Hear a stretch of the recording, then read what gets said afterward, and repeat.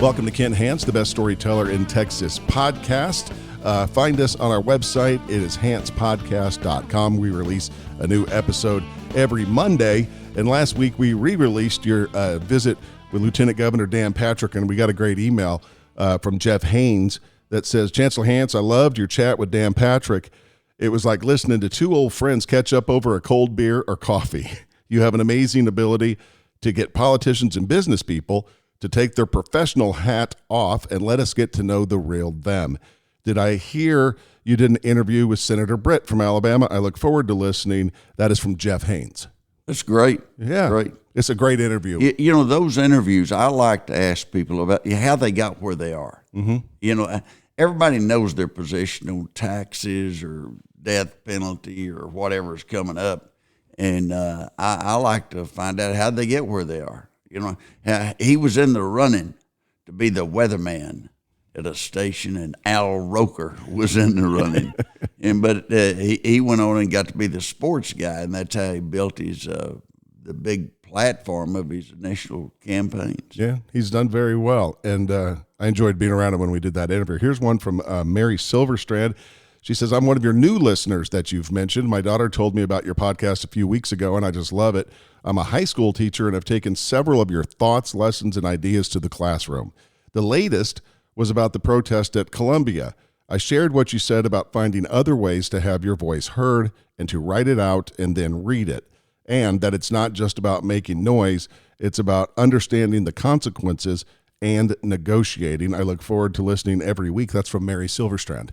That's good, Mary. Appreciate you writing in. And students, they can have more of an impact if they're trying to do something that's positive and instead of being whiny. And had a Harvard alum the other day say that their students had become whiny snowflakes, you know. And here's a guy giving Harvard over $500 million, so I think he's entitled to have his thoughts. I agree, and he's probably done. Yep. Done giving. Time for one more email. Again, we love hearing from you. Write to us, info@hancepodcast.com. This one says, Dear Kent, fellow Red Raider here, class of 91, you truly are the best storyteller in Texas. I used one of your sayings of the day on one of my kids the other day. He says she had spent $60 on a bunch of crap at the party store, and as we were walking out, I said to her, a fool and their money will soon part. I don't know if it sunk in, but in time, I'm sure it will. Thank you for the great stories, sayings, and common sense. And that's from Mike Liefler. I like it. You know, a fool and their money are soon parted, one of my favorites. I used to tell that to my children all the time. And then I bought that rocking horse that for $6,600. My son said, a fool and their money are, and I said, soon parted, you know. That's a good one. It's a good one to remember. Let's get started with your saying of the day. John Connally was governor of Texas back in the 60s. He also was shot when President Kennedy was assassinated. He was wounded in a pretty severe wound. But he said, in politics, pick your enemies early. Get good enemies that'll say a lot of bad things, you know, and that'll help you with your base. Mm-hmm. But pick your enemies and pick them early. And that was his saying in politics. Pretty good. Yeah, it is pretty good. We can stay with the political theme and talk about President Biden this week. Had an interesting week. He had the gaffe up in Green Bay, which when he was talking about one of his teachers got drafted by the Green Bay Packers. Oh, yeah. Yeah, let's hear it. I went to a Catholic high school in Delaware taught by the Norbertine priest from St. Norbert's College, a little team called Green Bay. Now, here's the deal. We were the only high school in Delaware that overwhelmingly rooted for Green Bay. Not a joke, I'll tell you why. Every single Sunday. Not only did they have great teams at the time, we still do, but not only that, my theology professor at the Catholic school I went to was a guy named Riley, last name, and he had been drafted by the Green Bay Packers, and he decided to become a priest before that, so he didn't go. One problem with that. Well, the problem is it's not true. You know, if you're going to say something and you're president or running for president, some of the press are going to check you out. Now, they're not going to check Biden out they're not going to make a big story out of it. No, they're not. He can get by with that. Right. But always remember, if you're making some statements and you've got any office that you hold that's of any significance, somebody's going to check it. Your opposition will check it out.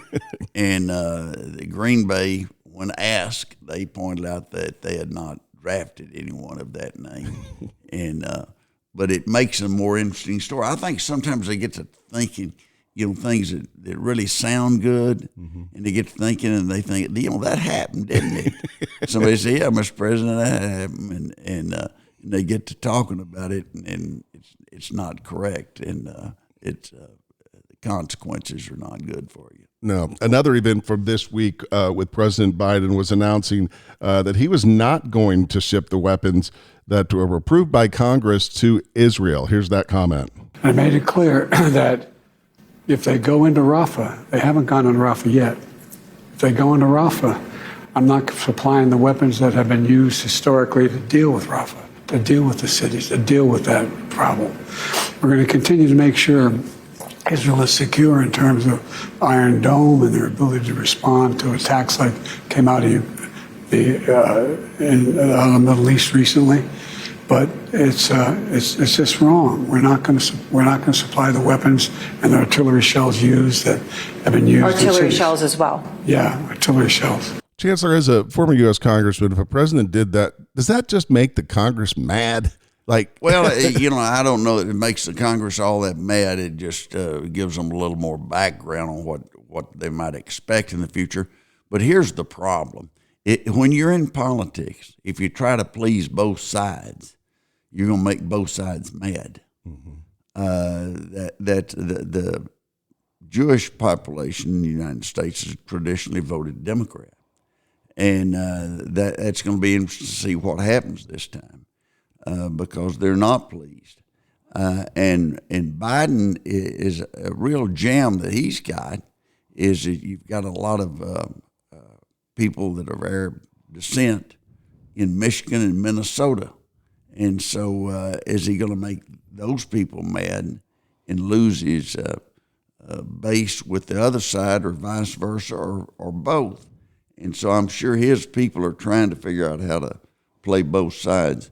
But that is a difficult, if not impossible, situation to get into in politics. You got to choose your sides and going down the road. But if you say, well, we want you to be able to fight back, but not 100%. We want it 40% or 30%. At what point in time do you say, look, we're on this group. We're for this side. The one thing that you have to remember about Israel, we had a guy at Demi when I was growing up. If you thumped his ears when it was cold, he'd knock your teeth out. To say, well, it's even. It's even. You thumped his ear and you got 5 teeth knocked out, broken nose, and that's what happens if you mess with the Israelis.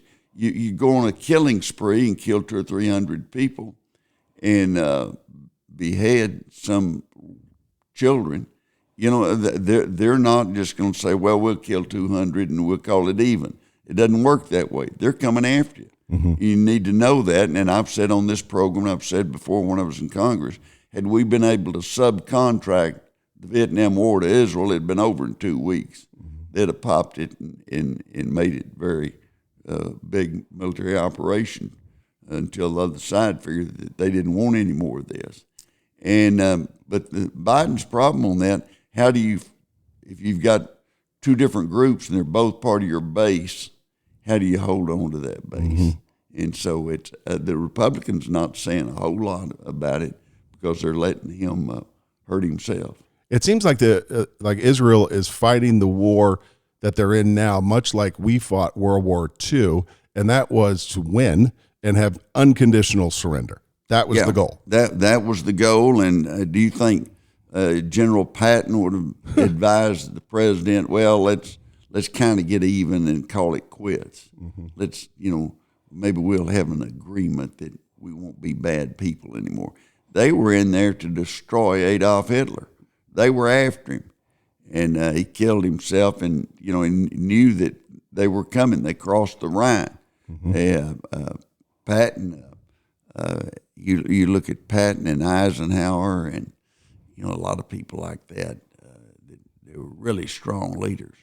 There's always leaders available. I'm convinced that when the time's needed, and they needed it at that time.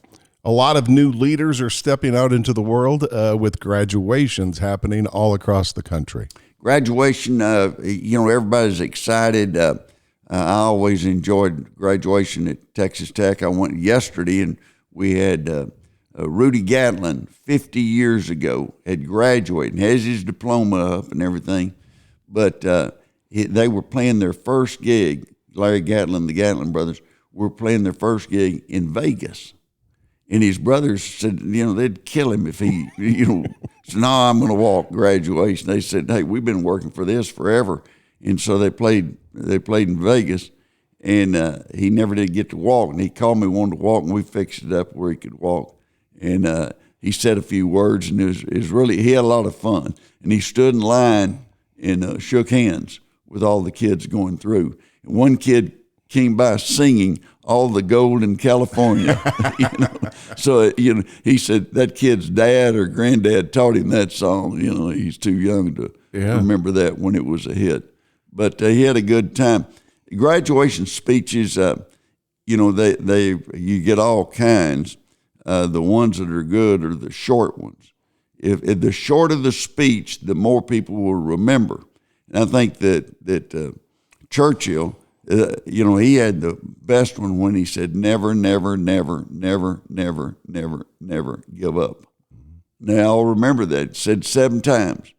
And so it was done. I had a guy speaking at graduation one time when I was chancellor at Texas Tech, and he just went on and on that morning. At the morning ceremony, he spoke 31 minutes. Ooh. It was just, and the crowd was restless, and they were like, going to storm the stage and kill him or something.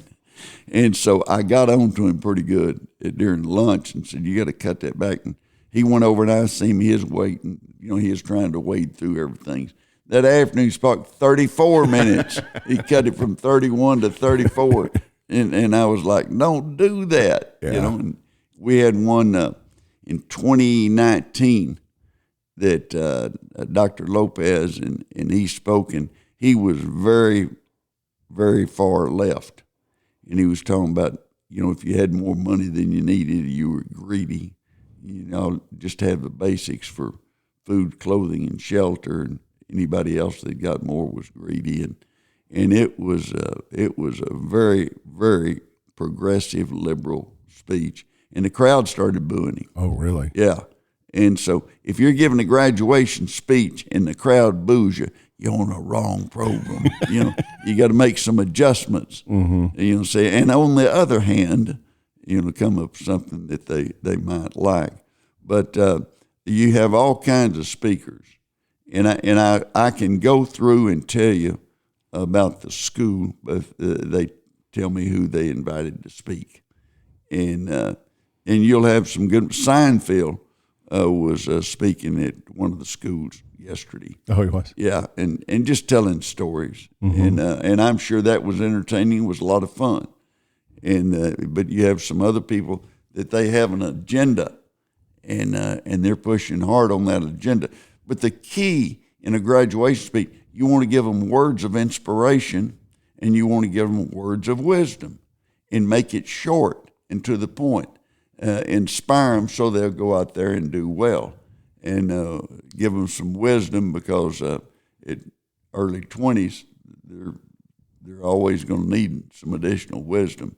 But keep it short. Don't take a 31-minute speech and get in trouble with your chancellor and turn it into a 34-minute speech. Wasn't the message in a lot of when you've done commencement speeches, dream no little dreams? Dream no little dreams. And that's important, no matter what group you're speaking to, or you're going to be making a speech in the future. Dream No Little Dreams is a great one. Mm-hmm. And one of the guys that owned a pet food company and sold it to IAMS, that was the title of his book, was Dream No Little Dreams. You got to dream big. Mm-hmm. And let's say that you dream you're going to make $1 million some year, and you fail to make 900,000. Well, tie me up and whip me. I mean, that's that's a very successful adventure. And so I think that the students, I notice there's some students that are starting businesses, and that they're starting a business and doing it on their own. And I always like that they have their own calling, and they get out there and spend a lot of effort, and they work hard, and something pays off for them. I've always thought that people, like maybe a young person like you're just talking about, that goes out and starts a business and maybe fails, they're going to make a great employee to somebody because they know what it takes right to run a business. They know what it takes, and they probably trying to come back, mm-hmm. And so it'd be a good employee to take a chance with. Don't put them in charge of production. They may fail there before, right? But find something for them, they'll do well. Well, yesterday was Mother's Day, and in preparation for this, I was thinking about the time that your mom told you, "Don't let anybody ever tell you you're a little fish." It's a great story. Yeah, Mother and I went to see Mr. S.T. Newman. He was the school principal and the counselor, and then drove the school bus too.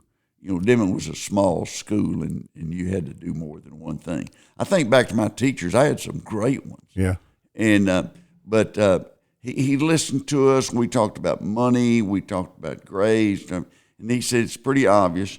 You need to go to a community college, or you got to go to West Texas State or Texas Tech. And he said, Tech's larger. It was about 11,000 at the time, 10, 11,000. And West Texas was about 3 or 4. And he said, Ms. Hance, what you've got to decide, do you want him to be a big fish in a little pond or a little fish in a big pond? Size of school. So we get through, and we go out to the car, and I was driving her car, and I put the key in, and she put her hand over on my wrist, and she said, as long as you live, don't you ever let somebody tell you you're a little fish. I don't care what size the pond is.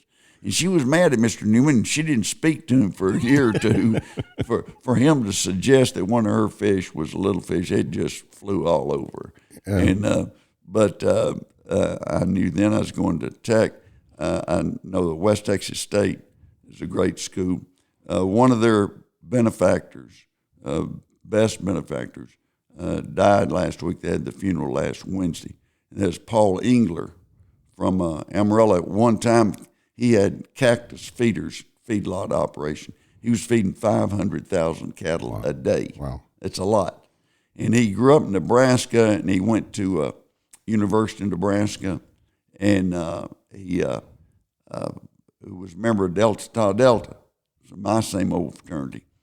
And he gave him the money for a new lodge, a new house. And he came in one Saturday morning to go to a football game. He made all those Nebraska football games. Mm-hmm.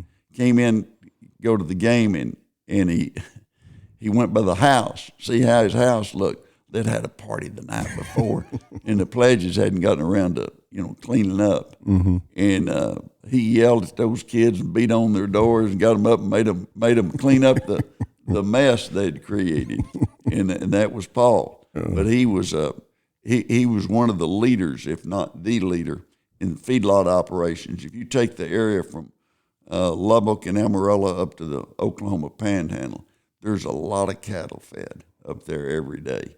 And he was one of the pioneers in that group. He gave $20 million to Nebraska, and then he gave $18 million to West Texas A&M. He's a good man, and I knew where his money was going. He thought his money ought to go where he went to college, and in the area where he was in West Texas State was closer to the area where he had the feedlots. And but I still always enjoyed having lunch with him, and on a pretty regular basis. Paul Engler was a good guy. Chancellor, do you happen to know how that part of Texas is doing since the fires that were up there? They're coming back. You didn't have any of the large, the feedlots. Most of the cattle that died or perished from the fire were range cattle, and they were out on the range and got stopped by a fence, and the fire caught them, and they died of smoke inhalation. But they're working on it, and they're hardy people, and they'll be back. They'll be back. Well, as we mentioned, Mother's Day, it thought it'd be fun if we went over some of the most memorable television moms of history. Yeah, I was seeing that there was a deal that we got in the mail that said the 10 most memorable TV moms, and the one of the ones at first was Jean Stapleton. She played Edith Bunker, had to deal with Archie Bunker. She was trying to avoid conflicts and trying to get everybody to get along, and she was great. TV show they couldn't make today. Yeah. We couldn't put it on TV today. No. Too controversial. Might say something that there'd be a million people, and one might say, it hurts my feelings. It hurts my feelings. So we got to pull that show off. Yeah. We can't hurt one person's feelings. I remember my dad telling me, he goes, Sandy, there really are guys like that. There are real Archie Bunkers out there. Yeah. I've dealt with some of them. And Carol Brady, the Brady Bunch. Florence Henderson. Yep. And that was always good. And, I don't know, Florida Evans. Oh, from Good Times? Yeah, Good Times. Yeah, that was a show based out in Chicago. It was Jimmy Walker was one of the stars that came out of that show, and Janet Jackson from the Jackson family was in that show. It was a African-American family living in the ghetto, and it was funny. Jimmy Walker was a funny guy. Still, Dynamite. Yeah. I mean, he was good. I like him a bunch. But it had a lot of people, and the Simpsons, Marge Simpson, Judy Kavner, and she always has something to say and has that hairdo that's stacked up there real high, and the Simpsons have bigger the hair, the closer to God, right? Yep. That was their deal. That was their deal.